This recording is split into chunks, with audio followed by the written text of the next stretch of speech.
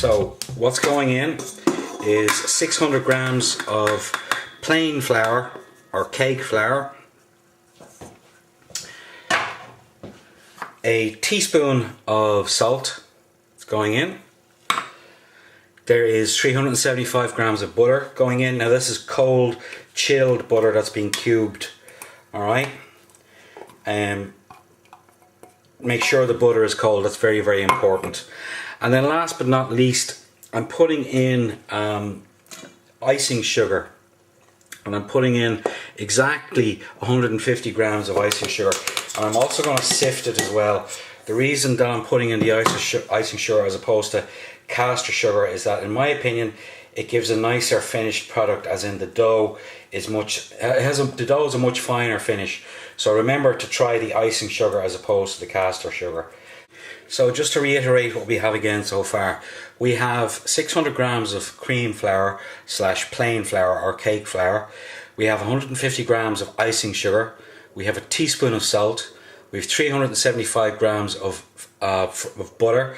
And we're about to put in 4 small eggs, but I'm going to add those in gradually as we get the pastry to a fine crumb mix. Now, as I said, you don't have to make as much pastry as I am. If you don't want it, just cut this recipe in half, okay? Okay, this is the stage now that I was telling you about in regards to a sandy texture. You can see what I mean by this here.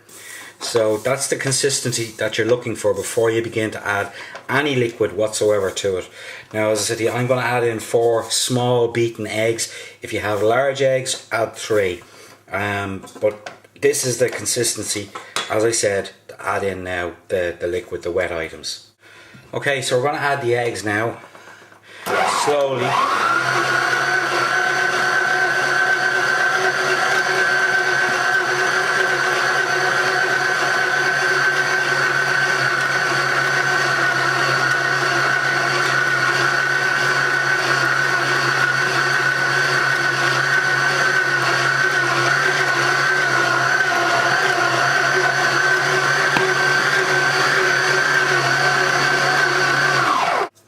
Okay, we're at the consistency now that we want for the dough.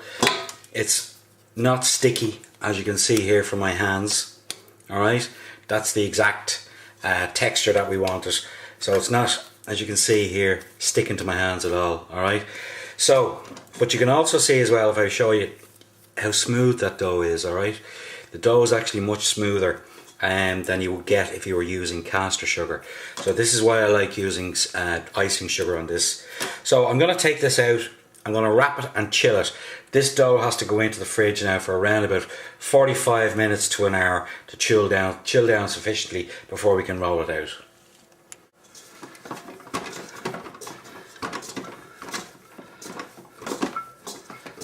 And you can see the way that dough has just balled up nicely.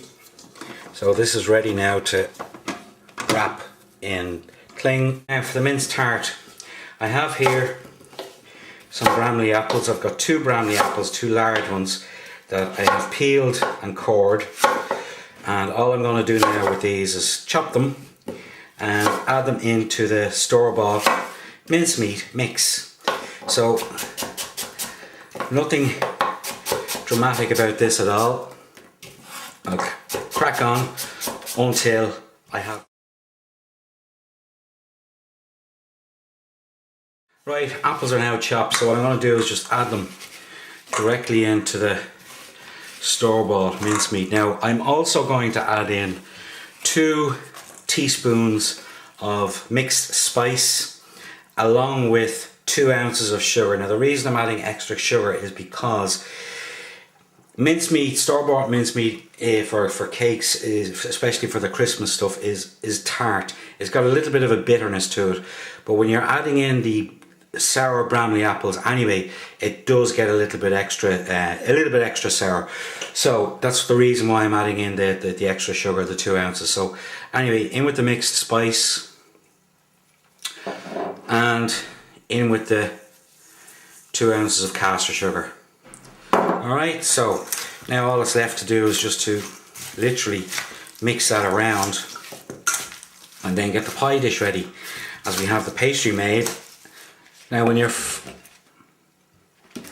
flouring and greasing your pie dish, just make sure that you get the flour right and the butter straight into the corners, into the very edges of the pie dish, because if anything, this is where your pie will eventually stick and break on you when you're trying to take it out.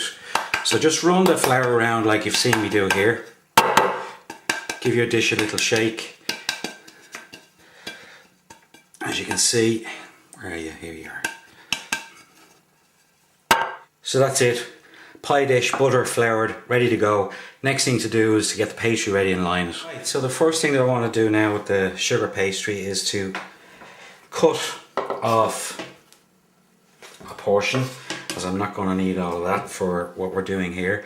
So now what I'm going to do is I'm going to just roll this dough into a circle.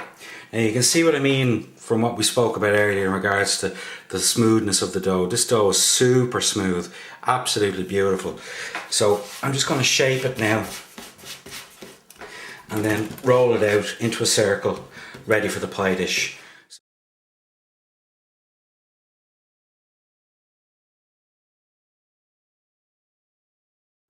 Right, we're ready to line the pie dish now. So just in regards to rolling up the pastry to lift it onto the dish, just bring up your rolling pin and fold the pastry over and then roll the pin back like that, okay?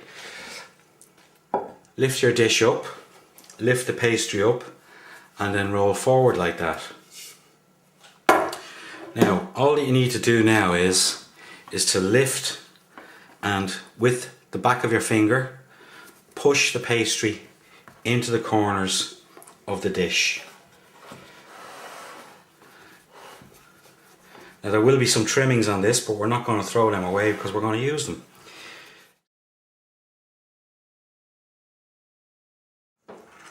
Right, now we're ready to add the filling. So let's just get the filling straight in here.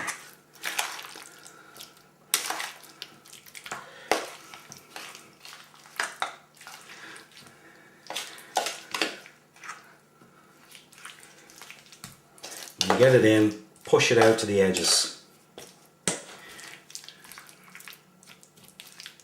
and then flatten it down.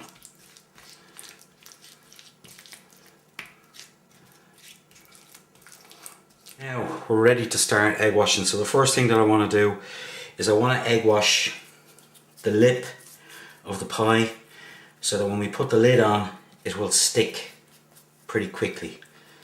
So that's the lip egg washed. Now what I want to do is put the lid on. So I have the lid here rolled out and we're going to lay this on exactly the same as we did with the other dough into the bowl. So that's there. So now what I want to do is just gently press down on the edge like that. And now what I want to do is cut off the trimmings. So just get the dish, be careful lifting it up, and get a sharp knife, alright, and just go around the edge like that with the knife, alright, and so just make sure you can see there. So just keep cutting all the way around, and that's it. Right, now we're not finished yet. So the next thing that I want to do is I want to just clean up the edges a bit on this, and how we're going to do that is we're just going to basically flute the edges, alright? So just, it's very simple. Get your two fingers like that, down like that, okay? And push and pull. Two fingers in, alright? Push down, and with your index finger pull the opposite way. So push and pull, alright? All the way around. So there's the pie, more or less ready to go into the oven. Now this is going to go back into the fridge for around about 30 minutes to relax and for the pastry to firm up again before we put it into the oven. Now it's going to go into a fan oven at 175 for around about 40 to 45 minutes. If you don't have a fan oven, it's probably going to, you're going to need it at around about 180. And we're going to, as I said, put this in for about 40 to 45 minutes. Okay, so now the pastry has chilled down nicely in the tart. The next thing I want to do is I want to egg wash it, and I want to egg wash it all over.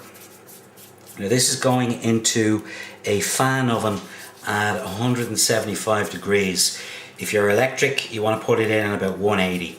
It's going to go in for about 40 minutes, and then we're going to take it out and take a quick look and check it. Now, I'm not going to put any sugar or anything like that because I don't want the sugar to burn on the top of the pastry while it's in the oven, but I am going to dust it with icing sugar after it comes out. So just make sure that you get in and brush all of the crimps that you made in the pastry earlier on. So that's it, it's egg washed now, and it's going in at 175 fan oven, which is around about 180 centigrade, about 400 Fahrenheit, or about gas mark 6. So if you're using a standard electric oven, you want to put it in at around about 180, but as I said, using a fan oven, you want to do it around 175. Now there's the apple and mince pie. So let's take a look and see exactly what it looks like. Nice crunch off the pastry.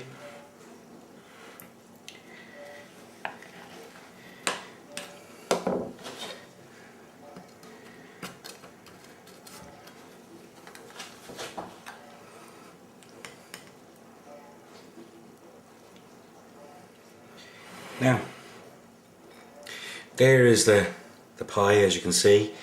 You can see the apple, you can see the mincemeat inside it. So that's it. There's nothing complicated about it, as you can see. Give this a try because it really is a nice Christmassy seasonal dish. And again, it's a very, very easy, handy dessert to make for family and friends.